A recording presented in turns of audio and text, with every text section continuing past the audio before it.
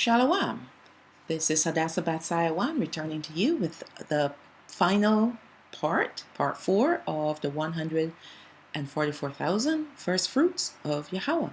What we're going to do, we're going to look at the attributes and the purpose in great detail of the 144,000 first fruits. We're going to look at the scriptures that prove who these first fruits are, according to their attributes that will fit the first fruits that are coming. And we already know what their purpose will be, but we're going to look at some more clues that have been given to us in the scriptures. Which, you see, this is the whole thing. We have to look at the clues. The clues are like puzzle pieces. We can't put them aside and say, well, this really doesn't fit. But you have to allow the Ruach HaKodesh to help you to fit the pieces together. And our pieces have been scattered throughout the books, the scriptures, the Bible, our book. Some of the pieces have been taken out. Many of our pieces have been taken out. Some have been distorted. That's why we need the Ruach HaKodesh to help us to bring it together, to pull it together, and not use our imaginations to try to think that these are superheroes, super soldiers. Nothing of the sort. Super evangelists. Nothing of the sort. All right. Now, before I get started with the first slide, I want to revisit something that I've mentioned, and it's in regard to the Gentiles and where they will be residing, whether in our land with us or outside of our land. It's both. They will be residing, and this is at the time of the millennial reign, right? There will be some Gentiles still living, all right? And the ones, and he knows who they are. The Most High knows whose heart is for him. There will be some, I'm not talking about a greater number of them. And we know there are going to be a lot of people still alive or being born up to that point of time, because at the end of the 1,000-year reign of Hamashiach, there's a war. Satan is released from his prison, and he gathers the people that will want to make war against us and Hamashiach. And they were numbered in the millions, hundreds of millions. So therefore, the earth will be repopulated again. Now, the righteous of those Gentiles, and when I say Gentiles, I'm not talking about heathens now. Okay? There's a difference. Gentiles merely tells you that they are not of the offspring of Abraham, Yitzchak, and Yaakov. So the righteous remnant of those people, some will be dwelling in the land with us because they will be there to serve us. After the millennial reign and the war, which turns out to be the Father destroying these people, right? Casting Satan into the lake of fire, destroying all those people right there. Whoever is left, because not all will join his army, all right? But whoever is left, they will remain to serve us outside of our land. Our land is only that big, and there's going to be many of us. We're going to multiply like the sand on the seashore. And he's only given a small portion to those who were initially righteous before him. that will want to serve him no matter what. That they will want to serve us. Remember, we were always serving them. And people in their minds, when they see us, our color, the first thing that comes to their mind is the word slave, servants, barbaric. These are the words that come to their minds. Who planted those words in these people's minds? We were a civilization before there was a civilization.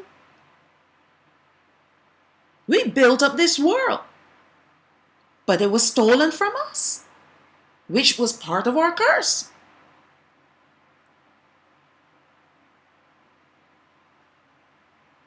Anyways, that's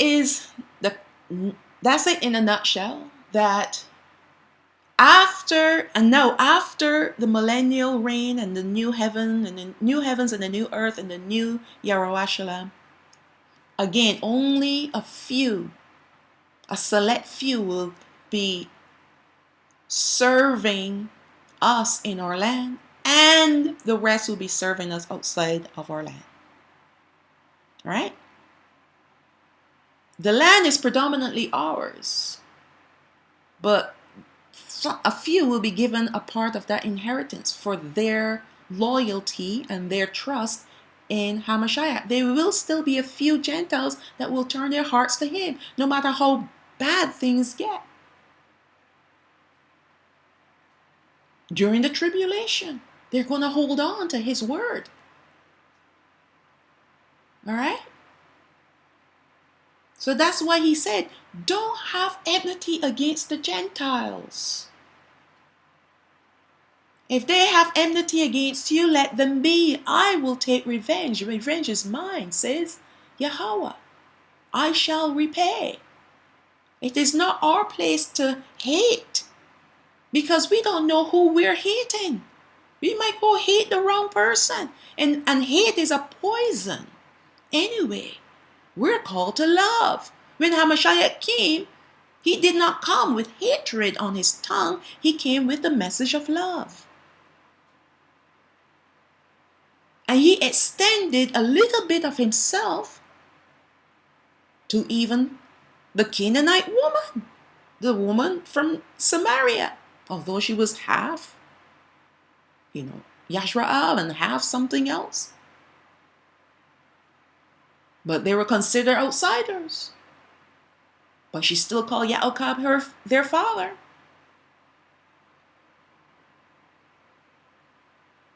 We don't know who's who. So to have a grain of hatred in your heart against a people is like allowing the devil to plant a seed inside of you. Darkness, because that's what hatred is. Darkness.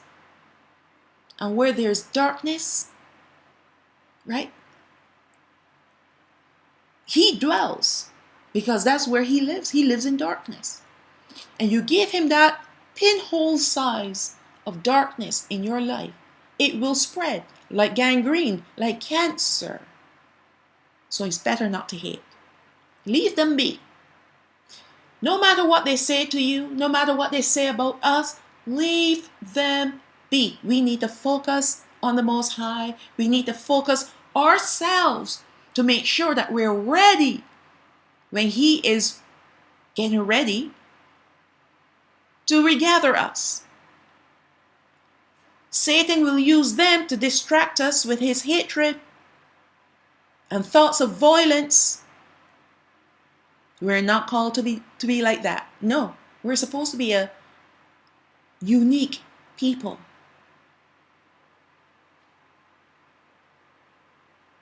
But when you start to hate, you become just like them.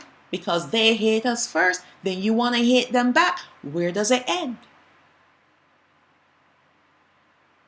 Get used to it. Gentiles will be joining us. They will not be preserved. They have to endure the tribulation and the great tribulation and the wrath, excuse me, the wrath of the Father, of Yahawah, we're the ones that are going to be preserved because we have suffered long enough. With the exception of the northern tribes, because they have to go through something. They haven't paid anything yet. And they have to pay something.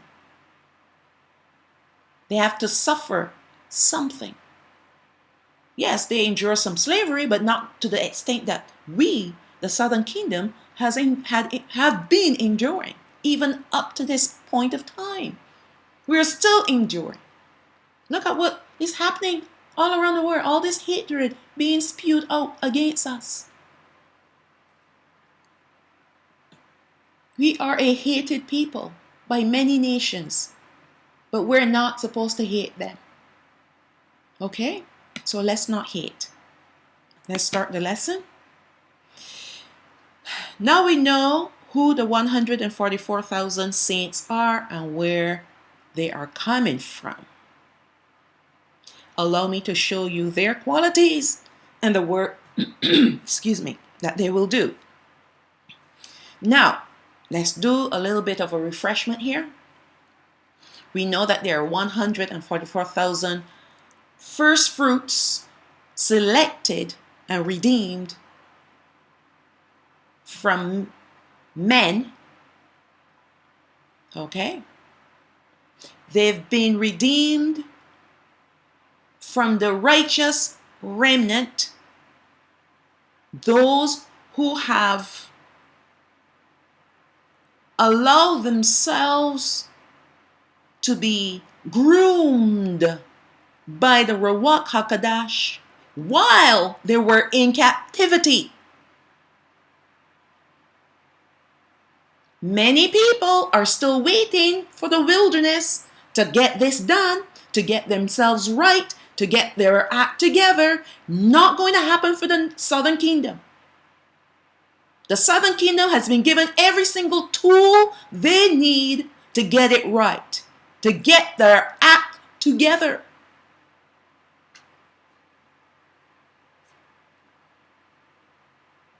Everything, including the spirit of Yahawah. Hamashiach said, I am going to send you a comforter, the spirit of truth. The things that I've taught you, he will remind you, and greater things he will teach you. If you deny Ruach HaKodesh, obviously you will not be there. You will not receive the greater things. And that's why you're stuck on this wheel that's telling you, wait for the wilderness, wait for the second Exodus, wait for the wilderness. And that's all you keep hearing in your head. In the meantime, you just do whatever you feel like doing. You live large.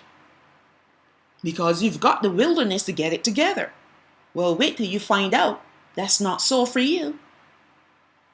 When you become stuck.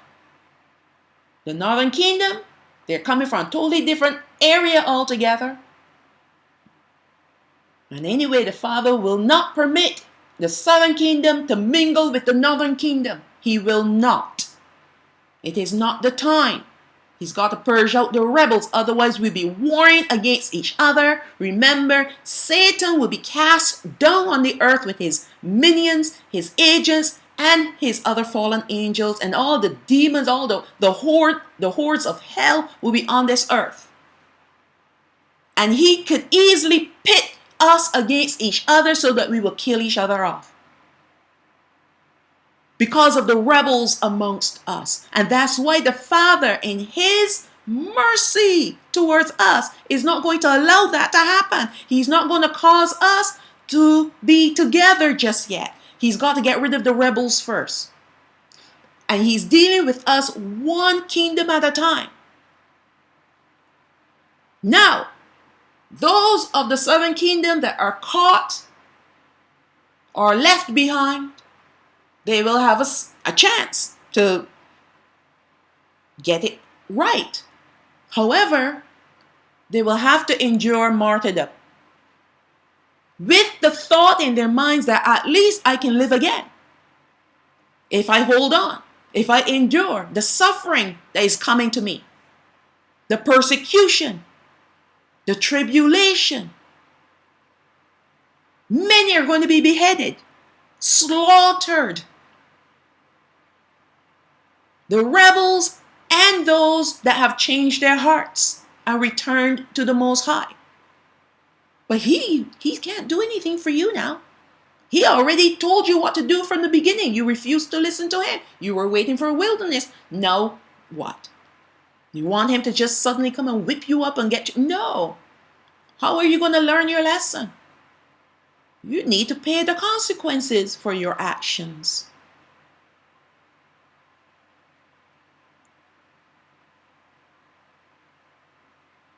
We are a very unique people. Very, very unique. And even while we are in captivity, we have this unique feature about us that no matter what they do with us, they could not get rid of us.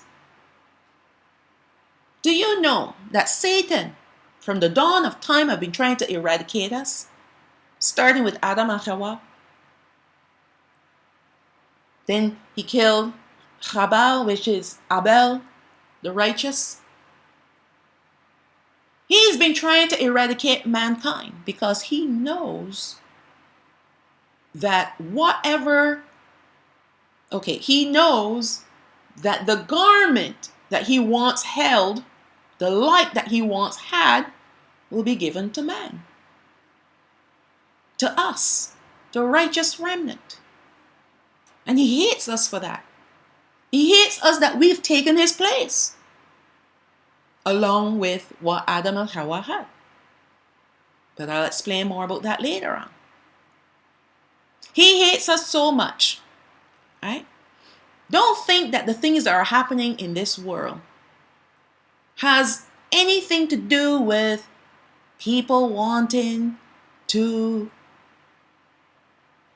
get more money. These people are filthy rich. They don't care about money. That's why they can destroy the economies. What is happening in this world today? And I know I'm digressing a little bit, but I'll come back. Don't worry. What is happening in this world again has one purpose and one purpose alone. If they can't eradicate us, at least prevent them, thwart their way, divert them. Like I said before, Satan has been on the rampage to try to kill us for forever. From the dawn of time, from the time Adam and Yahawah were created.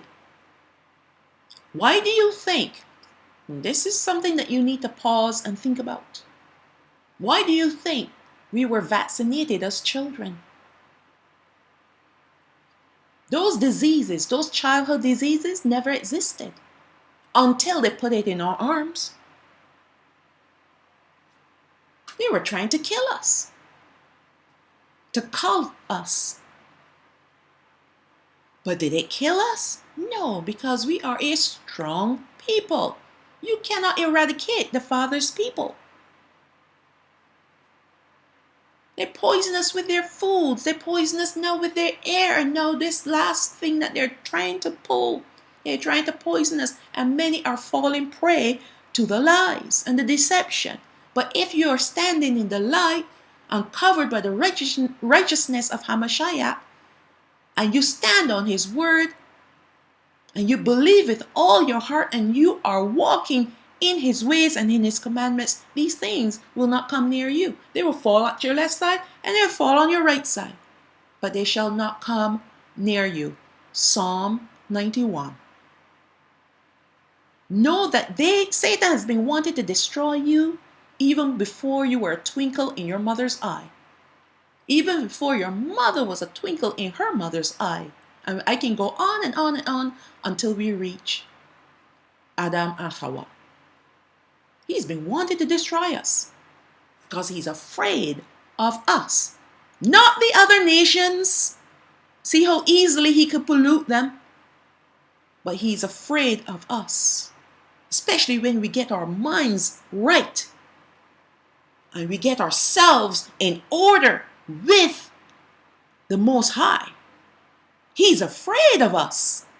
He trembles when we start to pray and we start to praise. He can't come near because now we are lined up with the heavenly host and the Father and the Son and the Ruach HaKodesh. How can he come close when we are emitting the glory of the Most High? Even while we are in captivity. That's why he said, I will be a little sanctuary to them in the lands where they are captives. I'm paraphrasing. In the land of their captivity. All right? Now, okay, let's go on. This will once and for all quench, and speaking of the 144,000 and their qualities and the work that they will do, will once and for all quench the false doctrines and teachings about married men or women. I don't know how they can fit their ideology. When you look at those scriptures, they are so clear. Oh my. It's like calling the Ruach HaKodesh a woman, a female. Don't get it. Hamashiach refers to him as a him and a he.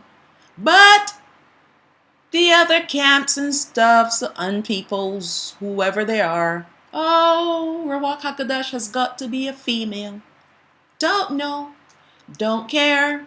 I just throw that in the garbage. And I would suggest you do it too. All right. These women, married men being one of these things. How could there be one of these things? A married man that had sex with his wife, obviously. With children, grandchildren. Oh yeah, I'm one of the 144,000. You're defiled. How can you? I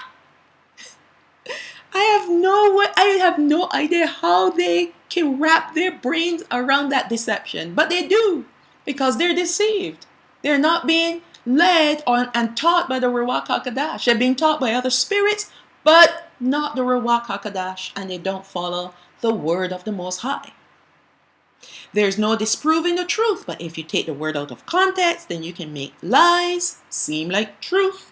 Satan is an expert, a professional at making a lie look like the truth. He can whitewash it with a little tiny bit of truth, and then all of a sudden, oh my goodness, this looks like the truth, so I'm going to embrace it because it makes me feel so good about myself. Makes me feel powerful because I'm weak. If you're feeling weak, then you're not walking with the Most High. Yes, he says be weak, because when you're weak, he is made strong. But if you're weak in your mind, and if you have low self-esteem and you need to feel good about yourself, you have some other problems. You need to take it to the Father. You need to pray. Sort yourself out. We're all vessels, that's all we are. Some of us more flawed than the others, but we're vessels to be filled with the power of the Most High, to be filled with His glory, so that we can shine forth His glory to this world. It glorifies Him when we do that. And He can't fill the vessel that is flawed with all manner of deceptions. It's like trying to put water in a bucket that's filled with holes. How much water is going to be retained in the bucket? And mind you, the Most High will not dwell in a vessel that is contaminated.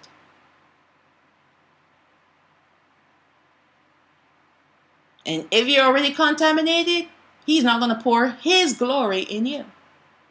He's not going to pour his word in you. He's not going to give you anything because you're contaminated. What he's going to give to you, whatever he gives to you, you will contaminate it. You will twist it to make it a lie, to deceive others, because you're not being operated by the Ruach HaKodesh, but by an unclean spirit. And that's what they do. They take the truth and they twist it. And then they take the light and they twist it to make it look like a truth. So that's why the Father does not deal with people that are flawed and love it. They do not want themselves to be changed. They want to remain as they are, because he says, come as you are.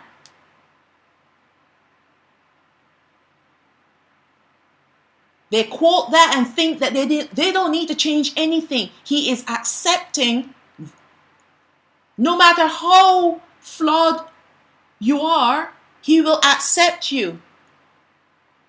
Well, he is calling you so that he can deal with the flaws inside of you. That's why he smashes us over and over again. Because then he has to remold us, take out the impurities and then remold. And then when he pours his goodness in us, it doesn't flow out. Even a tiny little crack could be a problem.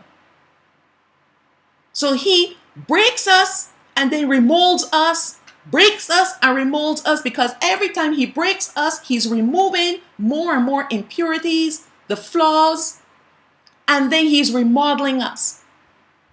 And some people, they don't like that breaking process. I know from my own personal experience. Been there, done that. But the first time he broke me, and then he remade me, and I saw the changes in my heart, I was so overjoyed. I said, break me again, and again, and again. And I let him do his work. I let him do his work. And I do his work. I mind my business. Thankfully, I did that. I could have resisted and said, I don't want any more of this. I can't handle this, and I could have turned away. But after the first time, and I saw the work that he had done in my heart, I was so overjoyed. I was surprised and overjoyed at the same time. So that the next time he started breaking me, I just kind of, okay, I know what you're doing. Right?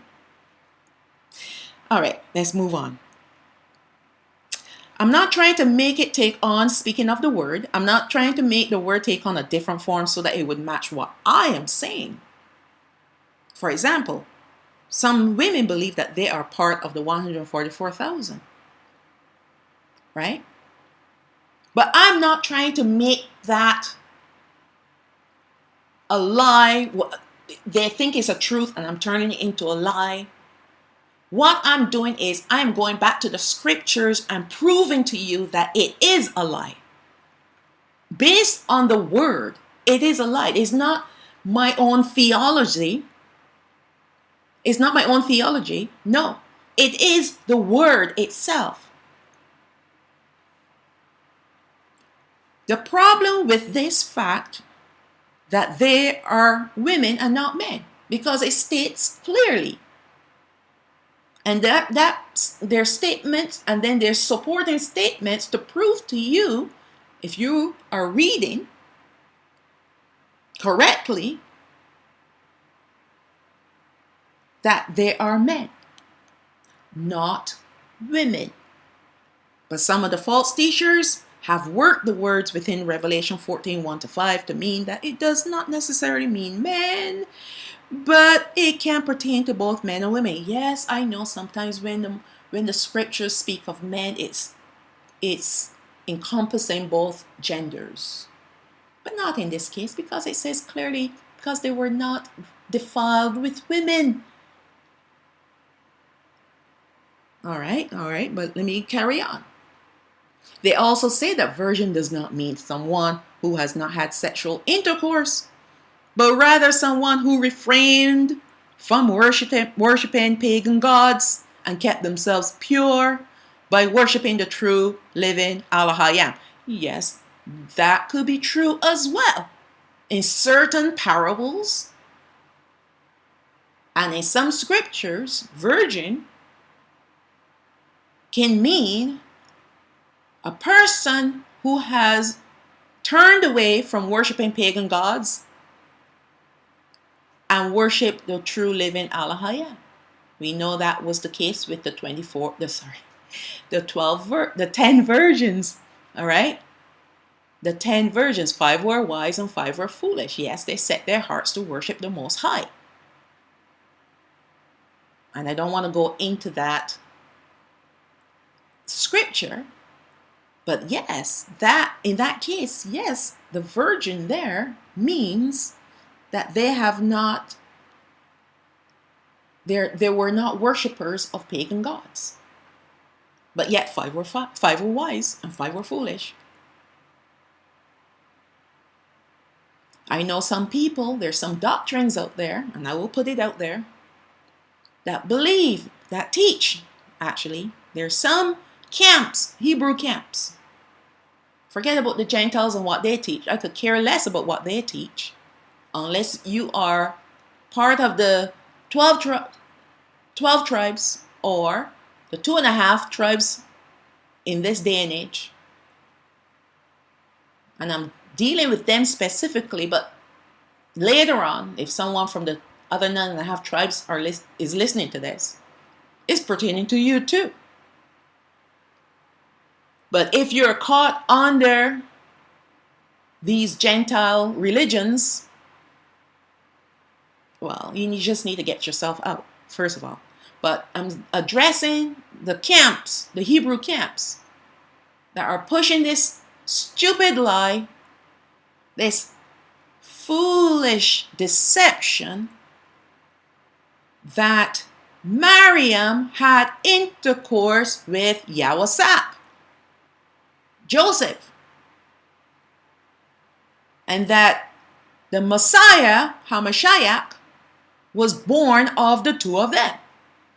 That's another deception that's out there. You see, because their pagan, secular minds cannot understand the things of the Most High. They cannot understand His ways and how powerful He is. So they bring Him down so that they can understand His miracles. They make Him secular like them. Now, the only way a woman can become pregnant is if she sleeps with a man. She has sex with a man. That's secular thinking. Especially when it comes to Hamashiach. Yes, with us, humans, people, we procreate because we've had sexual intercourse with the opposite sex, the opposite gender. There are only 2 genders, by the way. That is true with mankind. But when it came to Hamashiach, this was something completely different, and the angel explained to Miriam what was going to take place to cause her to become pregnant. Hello? But I don't want to go into that because that's another lesson for another time. But I'm just letting you know that there are all these lies that are out there because people do not understand the ways and the mind and the purposes and the plans of the Most High. How can they? They're pagan in their own minds and in their own ways. They worship pagan gods. And they call Him by all their fancy names.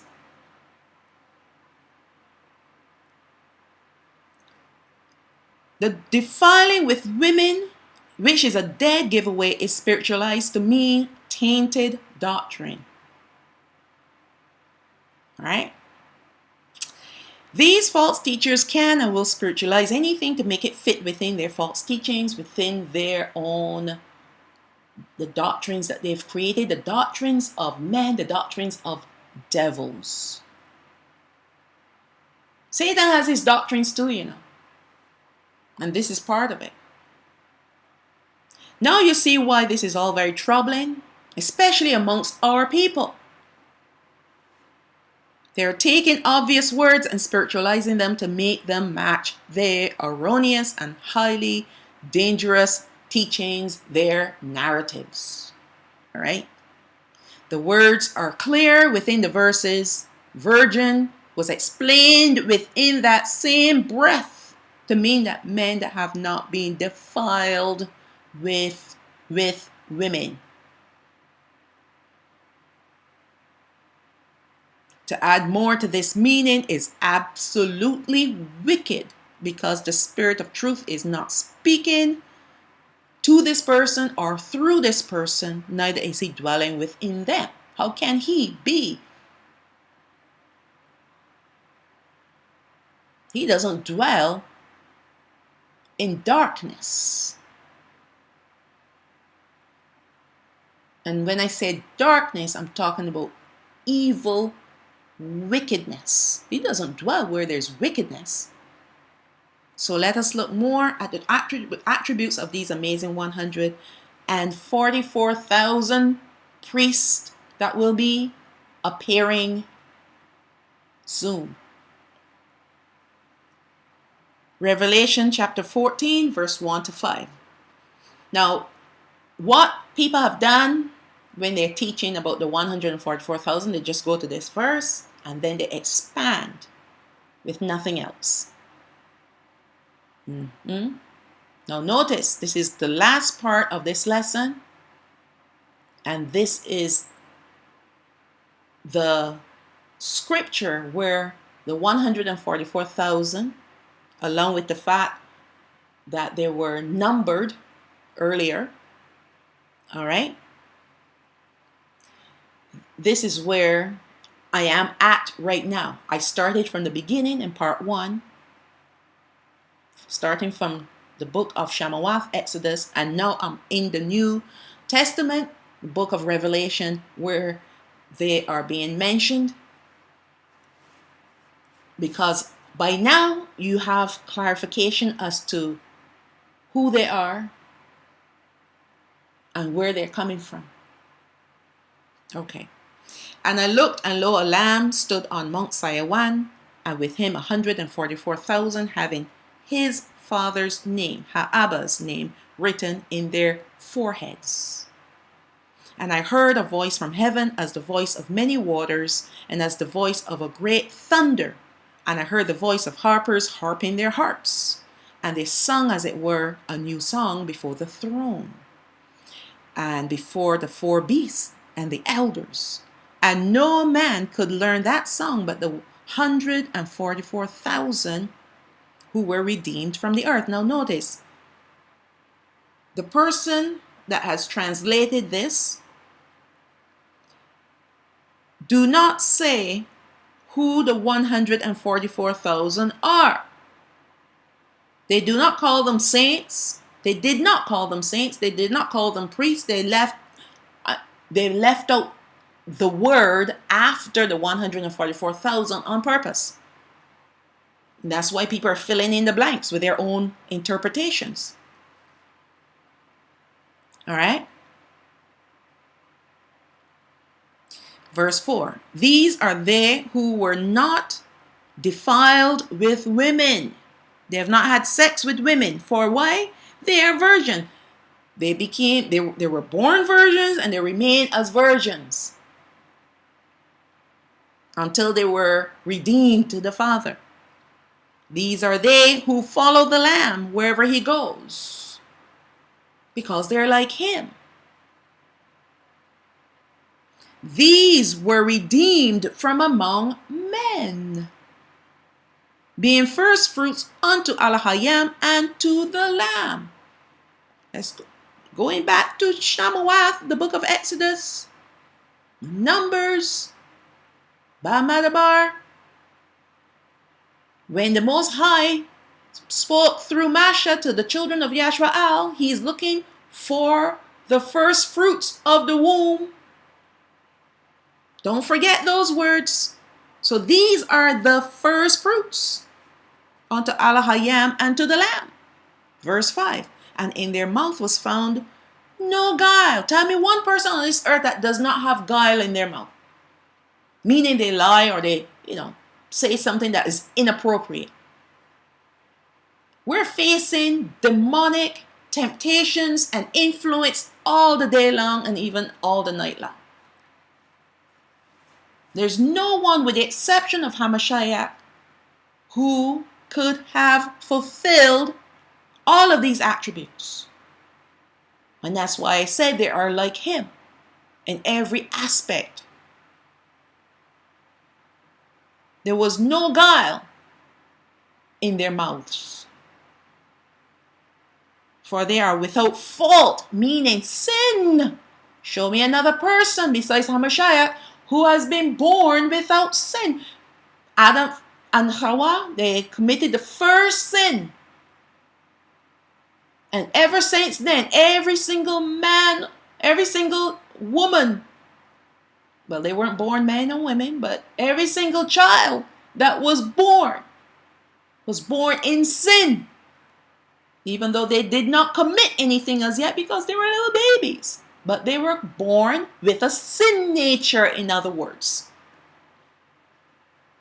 The only person who was not born with a sin nature was Hamashiach.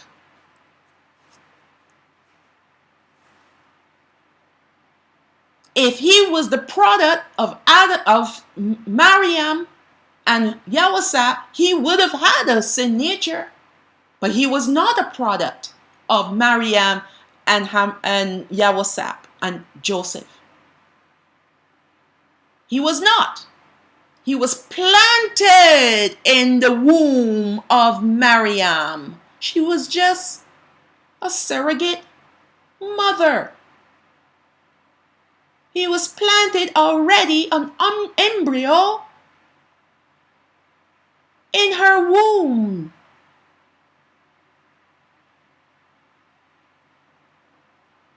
And if you doubt me, go back to the scriptures and read when she went to see her cousin. She was already 3 months pregnant because when the Ruach HaKodesh overshadowed her and planted Hamashiach as a 3-month-old embryo in her womb, he sent her for 3 months to spend 3 months with her cousin, Elizabeth, who was 6 months pregnant at the time.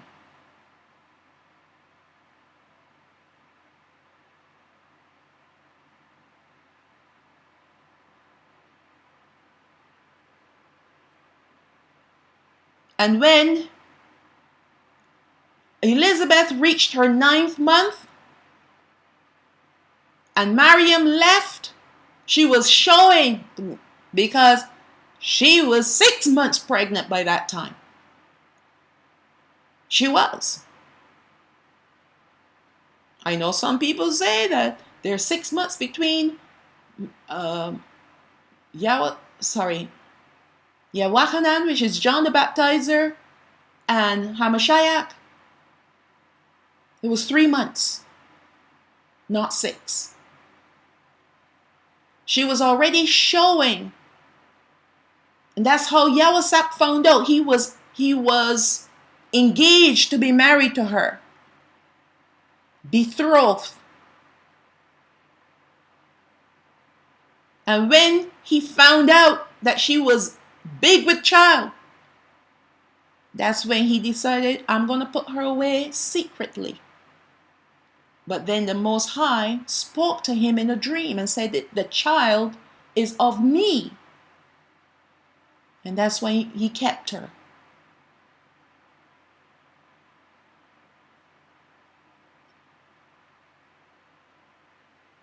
All right. So that's why Hamashiach, when he was born, he had to come through a human vessel in order to be called the Son of Man. And he referred to himself as the Son of Man. But to be called the Son of Yahawah, he had to retain his holiness, to be born without sin. And that's why the Father planted his Son as an embryo in the womb of Maryam, so that he can come through. The fact that he came through her birth canal, he can now be called a man, Son of Man. So now he has both titles, Son of Man and Son of Yahawah. But without sin and without the sin nature. But he was in every other way like us, tempted like us. But there was nothing found in him that Satan could have touched to provoke him. He threw everything at him, but he couldn't provoke him because he did not have a sin nature.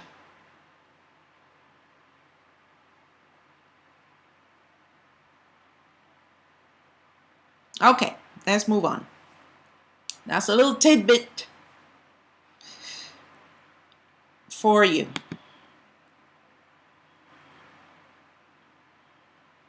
Now, there is a lot to be learned from these 5 verses. And first of all, this chapter was misplaced intentionally because in the revised book of Revelation that I was instructed to do, this chapter is at the end of chapter 20. All right? Close to when the new heaven and the new earth and the new city will be descending. Right? I will explain it before I go into that. So, the revised book of Revelation, the Father had instructed me a few years ago. He said, chop it up. The first 5 or 6 chapters are fine. And 19, 20, 21, and 22, they're fine. But the chapters in between, they're not in sequence. With the exception of when the angels blow the trumpets and when the angels poured out the vials. Now, when Hamashiach broke the seals, there was a pause between the 4th seal and the 5th seal. But that's going into that book right now, and it will completely take away from this lesson. So let me stay on course. That's why I have to write these slides out. But they did that so that there's confusion as to who these 144,000 will be. When they're placed higher, there's no connection really with Hamashiach and with us, the redeemed righteous. And that's why people can come up with their own version of the truth. They're evangelists. They're going to be raised up from the dead and come back to evangelize the world. And they're going to do this, and they're super soldiers and all these different things. The Father's going to raise up these super people from amongst the 12 tribes and turn them into these heroes. But when you follow the book of Revelation in the order in which it was written, then you will see with great clarity that there were who they are and who they will be and what they will be doing. And they will not be sent to the earth to evangelize it. Let me just say this. If Hamashiach was here and people didn't want to listen to him, he sent his apostles and they didn't want to listen to them. Why would he send his precious first fruits to evangelize this wicked world? Why? For what purpose will it serve? People have the scriptures. Right now we have access to the Ruach HaKodesh. If we don't even want to listen to him, Why would anyone listen to them? They will only be persecuted. And they're too unique a people to be defiled by these rebels and heathens and whoever else is on this earth. They're set apart. They're to be kept holy, consecrated. You think Yahawah and Aaron, when he had to go into the Holy of Holies, that he could have mingled with the people in the camp? He would have been struck down. And yet these ones are with Hamashiach to minister before the throne. Okay. Let me go on.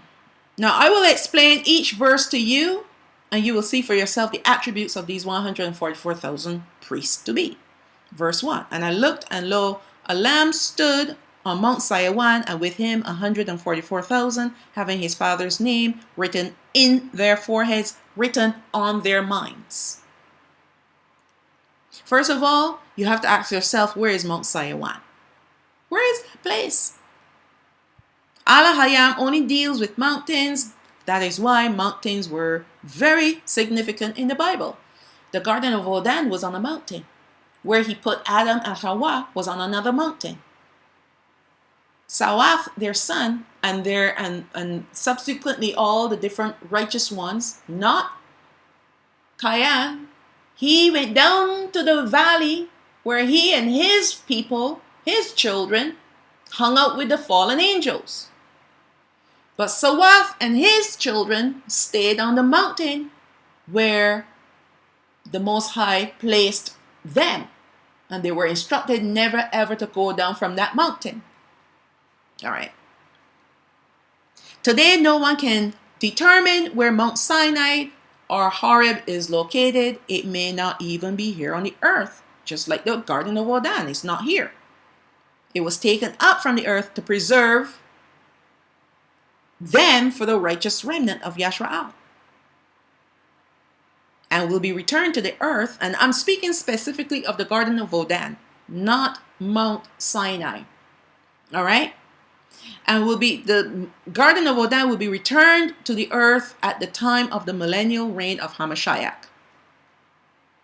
Mount Sion will also be revealed when Hamashiach returns. Now, the reason why I believe that Mount Sinai is hidden is because no one can really say where it is. They say it's in Saudi Arabia. They say it's in Matzarayim, Egypt.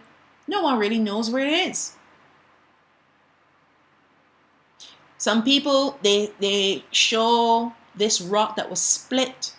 They show you all these different little hieroglyphics, pictographs, or whatever you want to call them.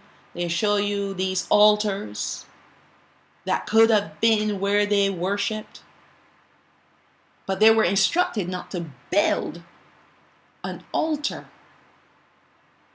It must be, if it was something, it had to be out of earth, which we know would have passed away by now, or stones that they put together that they could not cut with a tool, otherwise they would defile the stone.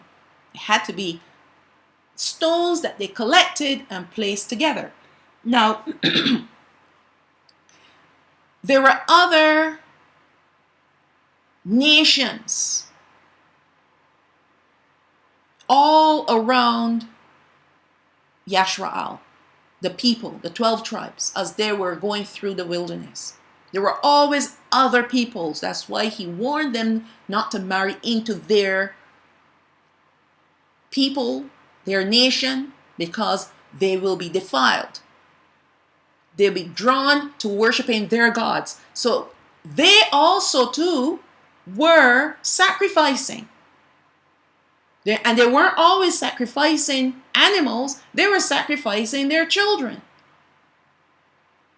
So to look at these altars and proclaim them to be the altars of Yashrael, well, it could be the altars of these other nations.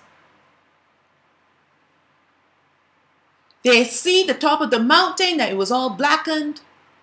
But we know basalt, which is a rock that is black, is found all throughout these regions.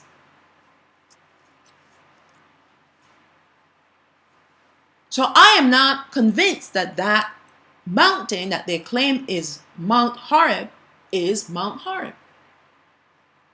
I believe it was taken because this mountain is too significant, too important. Okay, let's look at the book of Jubilees and see what they say about this mountain. Chapter 8, verse 17 to 19. This portion came out by lot for Shem and his sons, that they should possess it forever to his generations forever. And this is after the flood.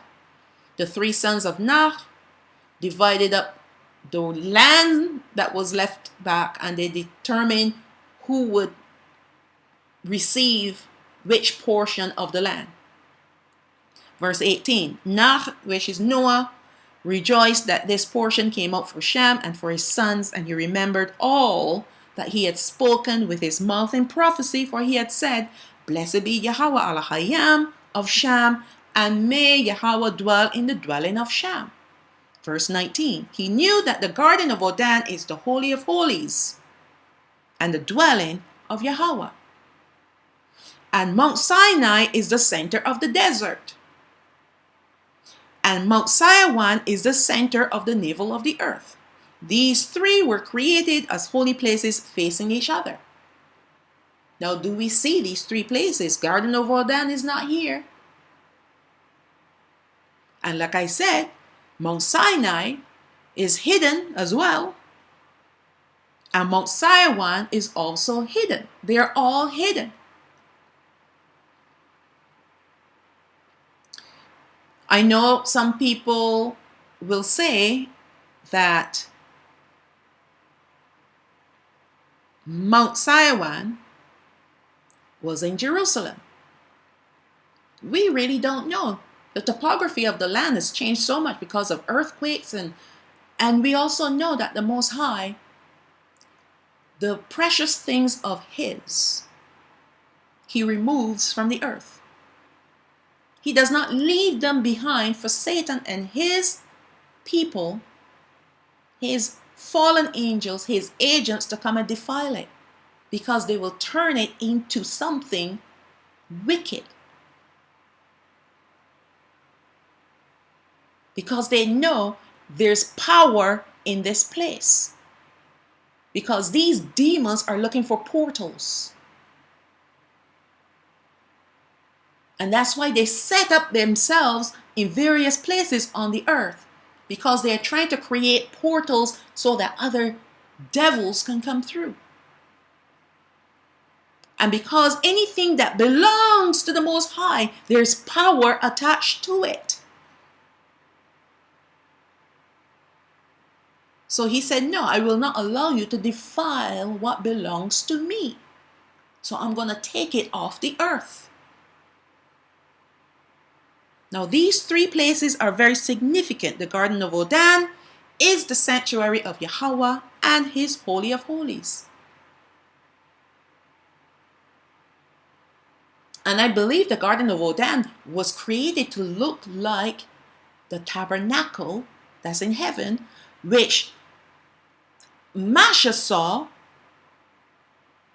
all right, where it was divided. You have the outer court, then you have the holy place, and then you have the most holy place. And I believe that the Garden of Odan looked like that. It was a replica of that, because that's what they saw. Mount Sinai is where he instructed Yashrael regarding his laws, his statutes, commandments, and judgments, and this is where he made his covenant with them. Mount Sinai, could it have been Mount Moriah? That's where Abraham took his son, Yitzhak, to sacrifice him there, because Yahawah commanded him to do that. Which we know he sent a ram in his son's place. But Mount Moriah was a very important mountain. That's why he led him there. Now, could Mount Moriah be Saiwan? No, here's the thing, that they said that Shalamah, which is Solomon, built the temple on Mount Moriah. And if Mount Moriah was Mount Saiwan, then there you go. Right? Sometimes you gotta think and get the precepts and put them together, and they will fit. You're not trying to squish them in. They just naturally fit with a click. All right? We know that Mount Saiwan is going to be his center for worship.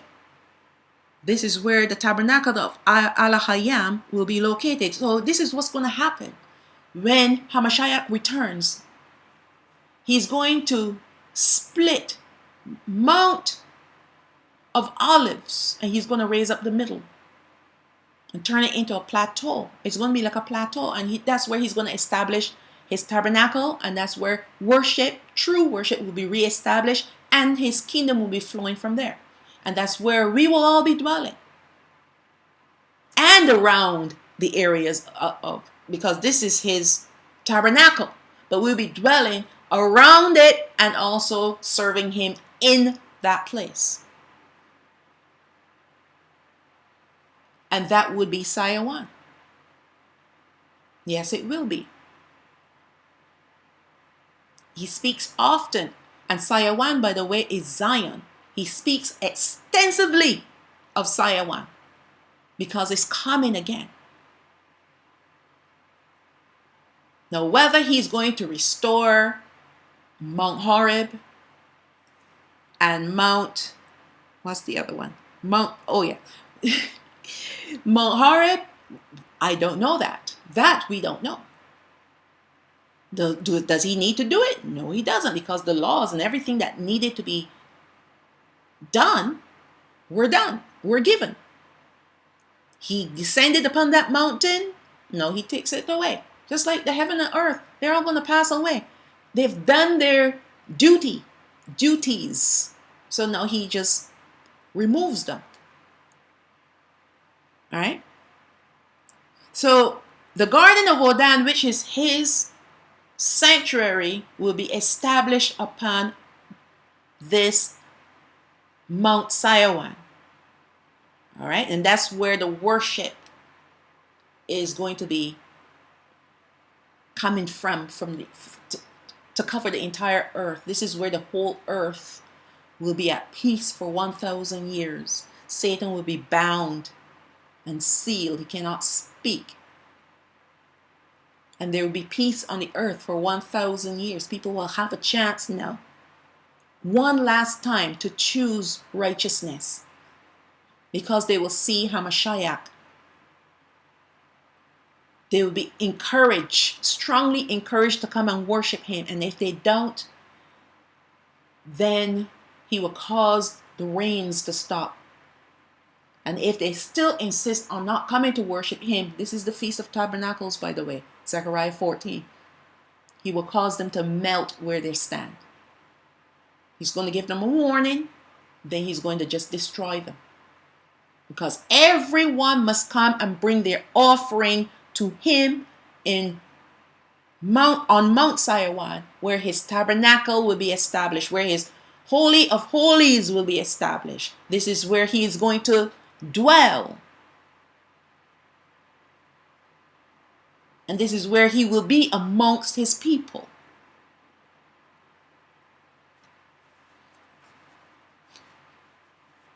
These three places were facing each other, and at pivotal times in our history, they were revealed on the earth for a time and then seemingly taken away. The Garden of Odan was spoken of first during the time of creation. Yes, it was. That's where Adam and Yahawah lived. But after they sinned, they had to be kicked out. They had to be cast out for their own sakes. Because if they had eaten of the tree of life, they would have been in perpetual darkness. So to preserve them and to preserve their offspring, because he knew he was going to bring us back, He had to throw them out of the garden.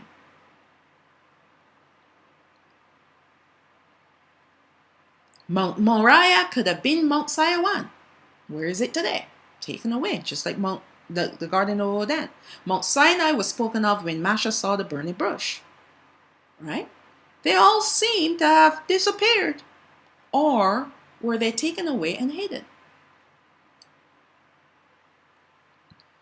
When Yochanan saw the 144,000 saints standing on the holy mountain with Hamashiach, he was giving us a few clues to consider. The 144,000 will be priests. Mount Sinai, being that it's the center for worship for the entire earth, and if it's a center for the entire earth and Hamashiach is there and he is the high priest forever, and the 144,000 are priests, now do you see the connection between all of this? Yochanan saw them on the mountain with Hamashiach, who is the high priest forever, after the order of Melchizedek, the king of righteousness. And he is also the Lamb. Is showing us the purpose of these men. Priests in their priestly capacity. They will be priests. They will have the name of his Abba written in their foreheads, showing us who they will be worshiping forever. They'll be sealed by having his name written on their foreheads, or rather, having his name always on their minds and on their hearts. Now, the reason why these ones had to be sealed, because they had to be set apart. And they had to know who they were. Because all the children that are going to be born, even after they are born, will be like them, without sin. All right? So to seal the 144,000 is to allow us and them to know that they are selected for the priesthood in the heavens with Hamashiach. Obadiah, which is the book of Hebrew, chapter 10, verse 16. This is the covenant that I will make with them after those days, said Yahawah. I will put my laws into their hearts, and in their minds will I write them. So when he writes things on our minds, he writes it there so that we will not forget. It isn't merely a thought, it is our purpose, because it is written on our minds. It is also written on our hearts, because we know whatever is in our hearts, we will serve. So if we have him written on our minds, and our minds influence what is in our hearts, and vice versa, then there's no way that we will be serving pagan gods. We will be serving him because his laws are in our hearts and written on our minds. He closed the gap where Satan used to infiltrate to draw us away into pagan worship. He's closed it. In their minds will I write them is not a literal meaning but spiritual. When something like the laws and Abba's name is expressed as written in our minds or foreheads, this is to give us the idea of something that will never be forgotten. We can't go astray when he has it written on our minds and on our hearts. Can't. We write things down so that we will not forget. This is us in the natural, or we can recall at a later date by pulling up that information when we need it. And even when we write things down, we still forget. We forget to go check what we've written down. Right? Because we're influenced by Satan. In this case, excuse me, Ruach HaKodesh will bring these things always to the forefront so that they will not be forgotten. So he reminds us. He tells us. It's always there before us. We will never forget. It's never ever going to be a slip of our mind, our memory. It will always be there. Similarly, with the 144,000 priests, they will never forget who they are. Neither will they forget who they are serving. All right. Verse 2. And I heard a voice from heaven as the voice of many waters, and as the voice of a great thunder. And I heard the voice of the harpers harping with their harps. And this is still looking at Revelation chapter 14. Verse 3. And they sang as it were a new song before the throne and before the four beasts and the elders. Now this is the highest place in the kingdom of heaven. This will be seventh heaven, where the throne of Yahawah sits, and around him the thrones of the 24 elders and the four beasts